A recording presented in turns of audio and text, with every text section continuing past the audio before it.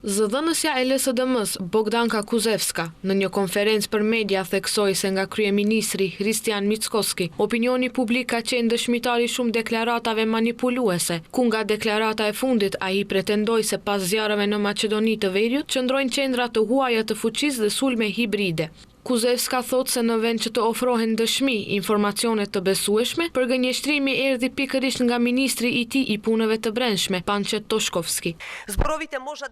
Fjalët mund të shkaktojnë frikë, panik apo të ndikojnë në stabilitetin e shtetit. Është jashtëzakonisht e papërgjegjshme që një kryeministër të lejojë vetes të bëjë pretendime pa fakte dhe prova, vetëm për të shpëtuar lëkurën e vet politike. Kjo qeveri dhe ky kryeministër nuk janë vetëm të paaftë, ata janë një rrezik për jetën dhe shëndetin e qytetarëve, rrezik për institucionet të cilat i kanë degraduar në zero dhe rrezik për shtetin në tërësi. Kuzevska thot se opinioni e di se kryeministri ka keq përdorur situatën e sigurisë dhe institucionet për të fshehur paaftësinë në përballjen me zjarre dhe se në tetor të vitit të kaluar, Mickoski nga foltoria e kuvendit akuzoi se ishte i djegur me dron, ku asnjëherë nuk u publikuan prova dhe rasti i paralajmëruar në bujë përfundoi në dështim, theksoi ajo.